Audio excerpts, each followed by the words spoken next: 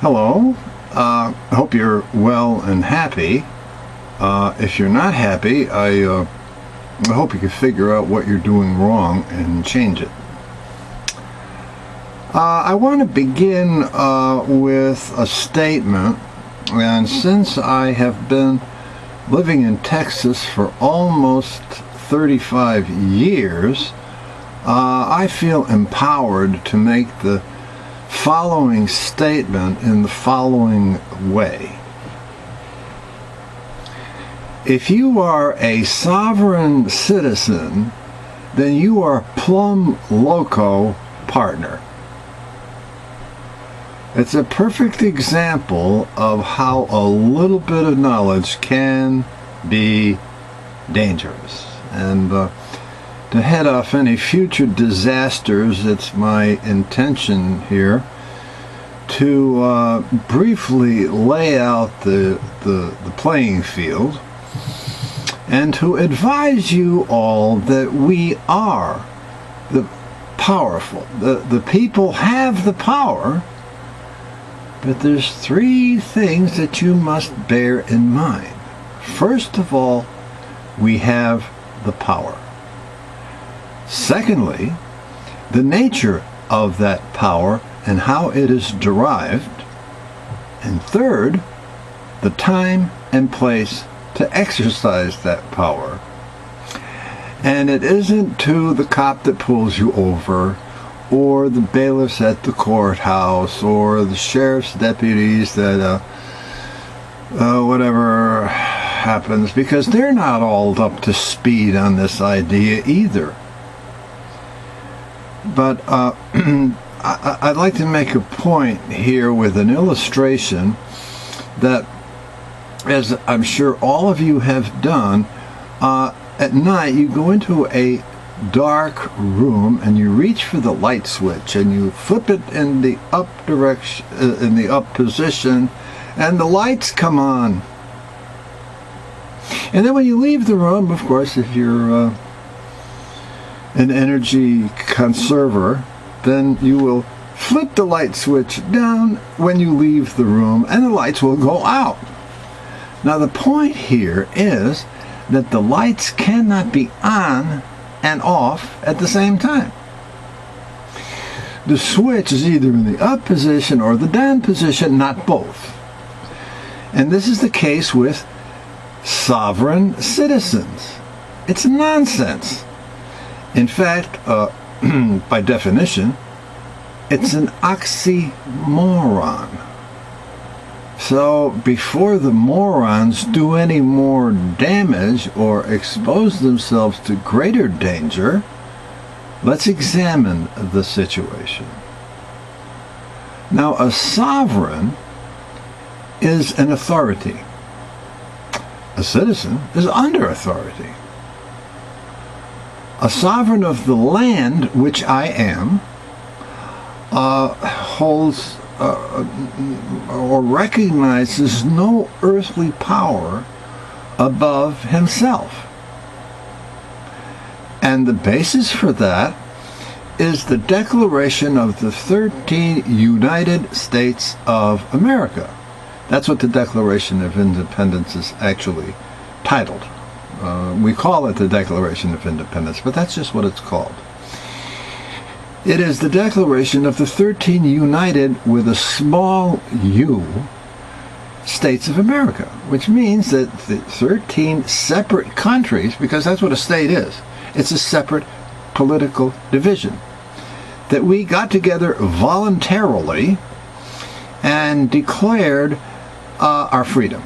And that is that we had to break away from this tyrannical government in Great Britain, and that we recognized or invoked, let's say, we invoked certain inalienable rights, among which are life, liberty, and the pursuit of happiness. But we couldn't do that just fresh out of the box. We had to condition that by stating the principle that all men are created equal. Well, when you look around at the landscape, especially the political and economic landscape of the United States now, and the rest of the world for that matter, you say, well, gee, this is not a very level playing field. Of course, the reference is not to the material world, it's to the spiritual. I don't know about you, I'm a spiritual being in a human condition. And so I want to try to spell out the situation in as simple a manner as possible. And it is really a bunch of simple ideas, but we have to kind of go through each one. There are a few of them. Now, I would recommend, if you want further information on this, the subject carried into the great depth, then I would suggest watching the videos of Jordan Maxwell. He has been researching this stuff for 50 years, and he's got it pretty well right. Now, the Constitution of the United States was framed in the name of we the people. There was this congressman of the around the late 1860s by the name of Lysander Spooner. And he claimed that the Constitution was no longer in effect because the original makers were no longer living. Well, that's not true. See, the Constitution is a contract, but the first three words of the preamble give it away. We the people. The preamble says we the people, in order to form a more perfect union, to establish justice, to ensure domestic tranquility, to provide for the common defense, to promote the general welfare, and to preserve the blessings of liberty for ourselves and our posterity, to ordain and establish the United States of America. So you see, the Founding Fathers weren't acting independently. They were acting as our surrogates. They were representing we the people. And Lysander is crazy too, or I'm sorry, plumb loco too, because it isn't a contract between the Founding Fathers and this government that they created. It's a contract between we the people and the government that was created by the framers of the Constitution. And herein we begin to see the difference, because to ordain something is to establish it by law. What law are we talking about? Well, it's the law of nature and of nature's God. And that comes out of the Declaration of Independence, if you will. And that is a just law. But you see, we can't make laws. All we do is draft statutes and regulations and like that, you know. But the real laws are the cosmic laws, the laws of nature. And according to the laws of nature, all men are created equal. And put it on its proper spiritual basis, it's true. Life is precious, and it should be maintained in an atmosphere of peace, order, and harmony. Well, now these reactionary wingnut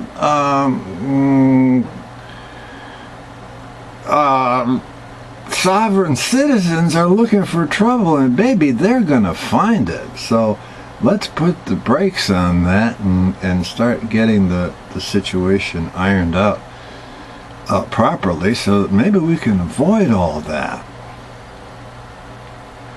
The Constitution is a contract between we the people and the government that the framers of the Constitution created in our name, and created to protect our rights, or to let us enjoy our rights without too much interference from upstairs. Well,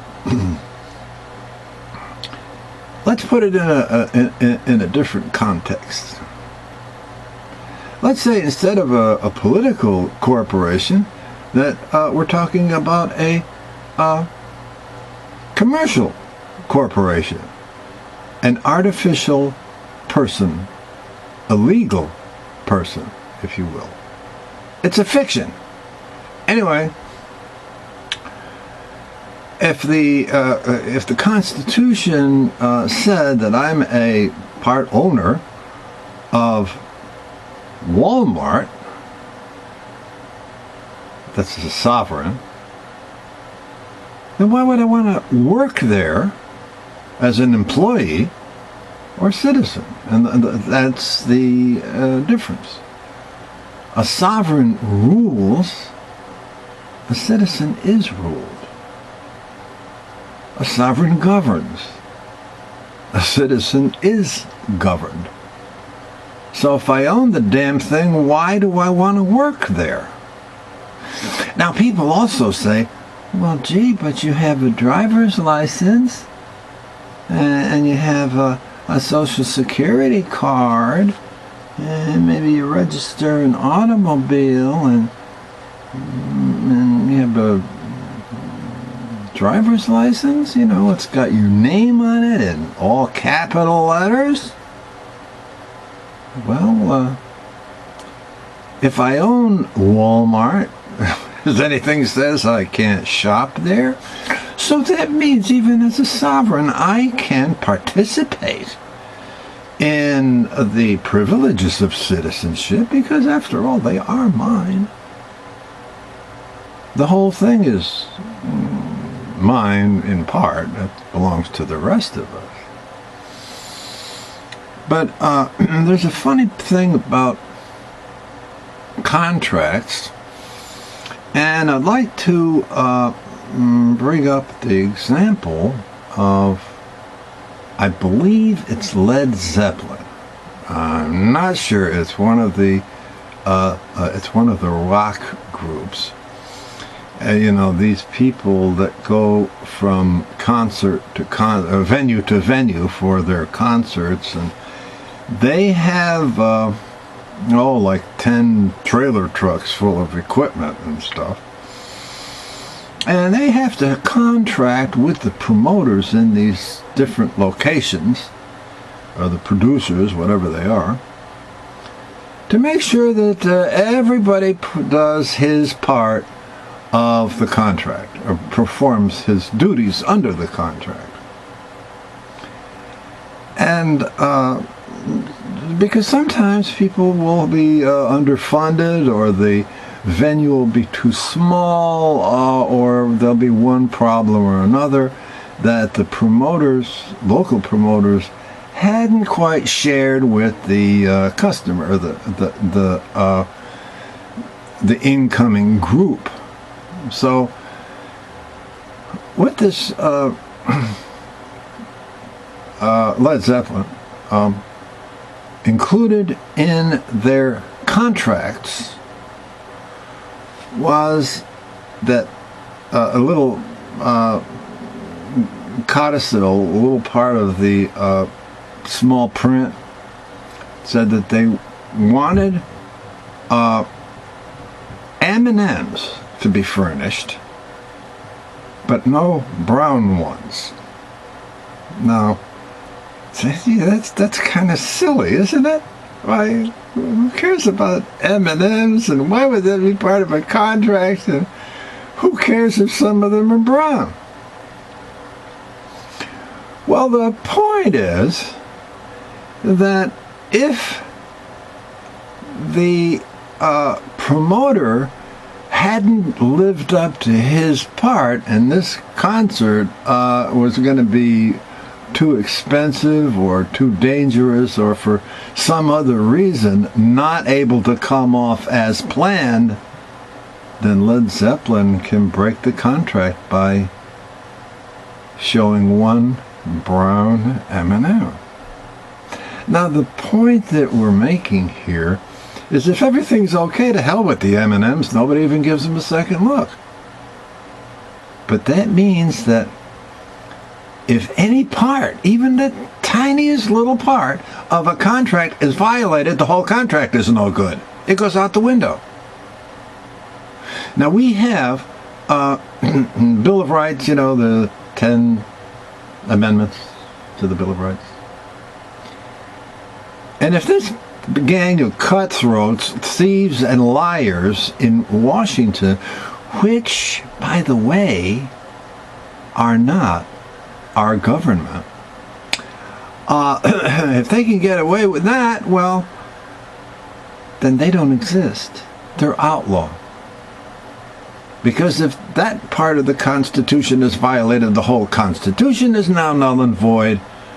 And don't forget, it was the Constitution that authorized and laid out the 3 branches of government.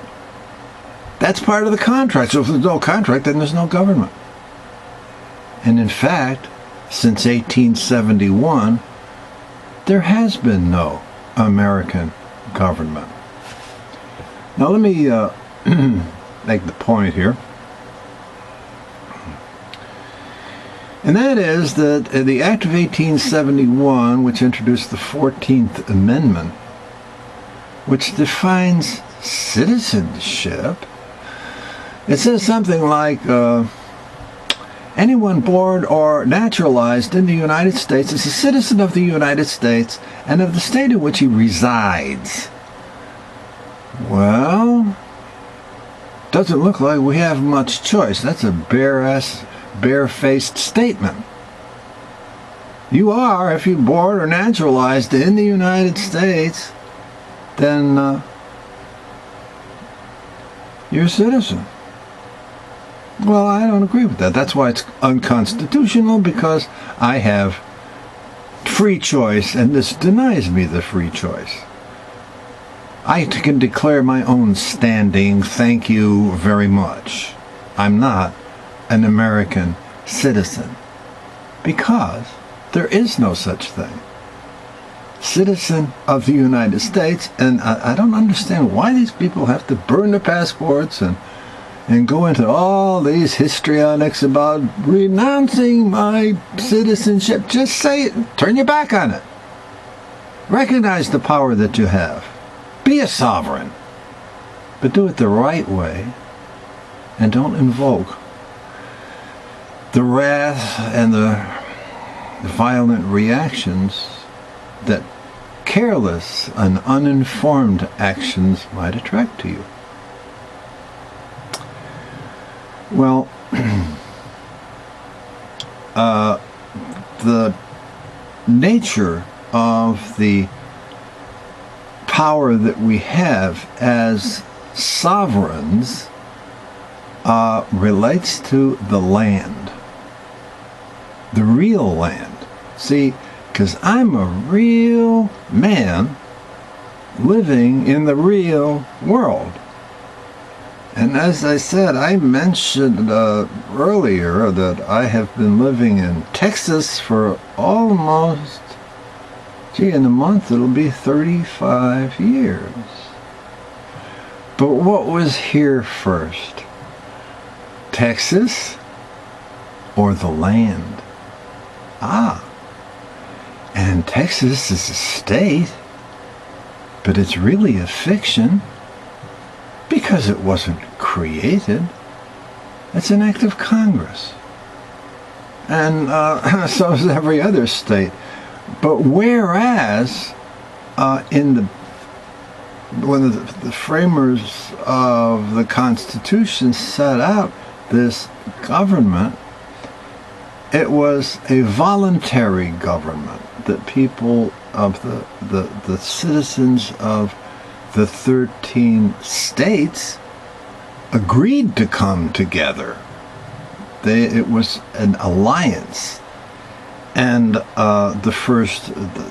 article or the document that was the ancestor of the Constitution was called the Articles of Confederation, and that means like you're not all together, but you volunteer to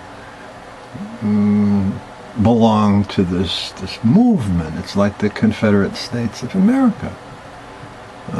They're independent states, and they had the right to secede, but Lincoln and company had different ideas, and Lincoln was not the great emancipator that he is brought out to be, and the Civil War wasn't about slavery. Well, now, what are the marks of citizenship? Well, you have a driver's license, you have a social security card, you register, you have a car registration, and everything, your telephone bill, your utility bill, your credit card statements, the credit cards themselves, all have your name spelled out in capital letters. Why? Well, it all goes back to March 9th, 1933. And something happened on March 9th of 1933 that you probably don't know about. It's when the United States of America went bankrupt. And that's when the sleazeballs, the bankers, the controllers set up a new plan based on British Admiralty law, but I don't want to get into that too much. And we started getting birth certificates. Now, if you look on the back of your original copy, the original copy of your birth certificate, you'll see a bunch of stamps and cancellations and everything. And it all has to do with banks. And your name, the name spelled out on these documents, actually I have 3 of them. I have my first name and last name, first name, middle initial, last name, and first 2 initials and last name, all spelled out in capital letters.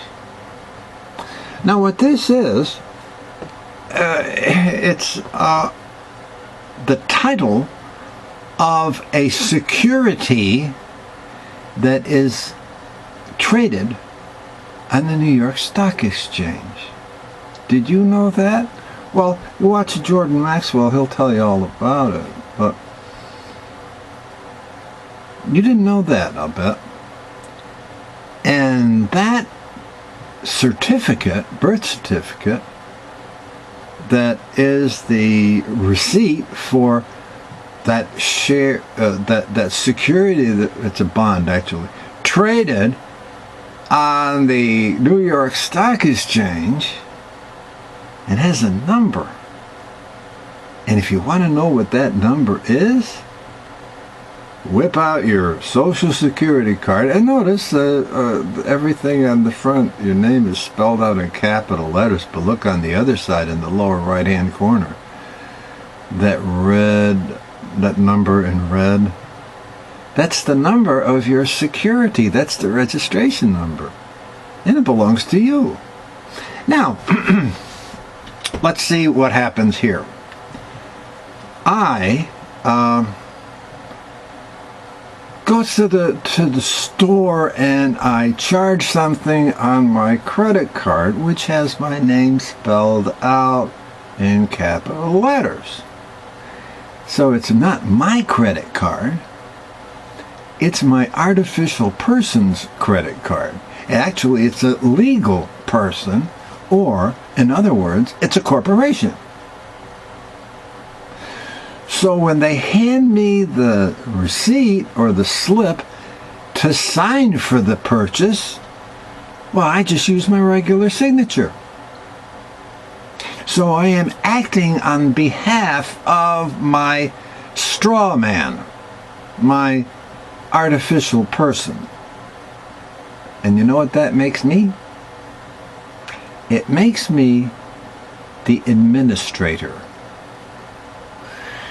Now, in contract law, especially corporate law,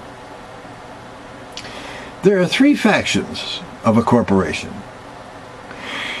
There are the first one is, of course, the administrator. The second is the trustee, and those are the officers of the corporation. And third is the beneficiary, and the beneficiary or beneficiaries. And these beneficiaries are stockholders. They're the ones to profit or to gain from participation in that corporation. Well, the time to exercise this freedom and this power is in a courtroom. Not in the court, because there's a little fence, and inside there is where the litigants operate, and that's where the judge is and the jury and all that. But then there's the public area where the spectators sit. Well, as long as you're out there, the first thing you want to do is establish your standing. What does that mean? Well, you start by invoking the the common law. That's the first step.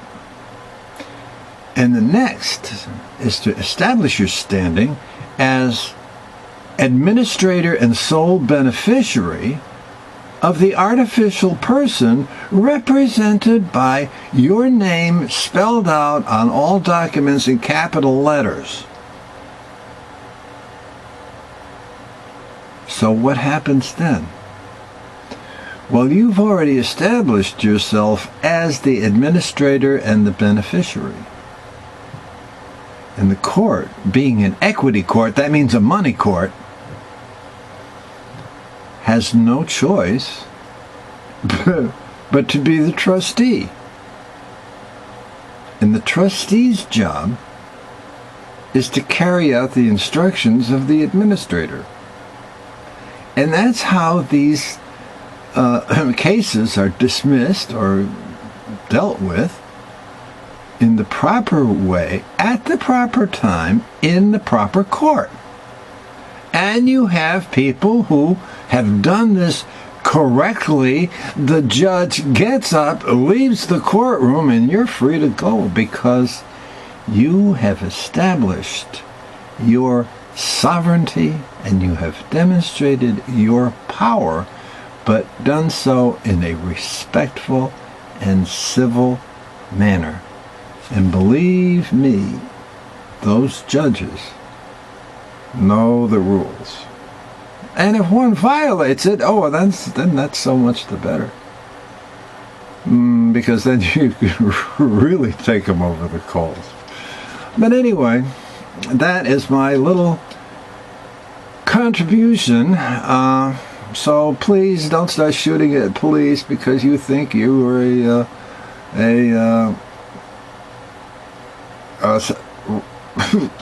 a sovereign citizen. Oh God, that is just so kooky.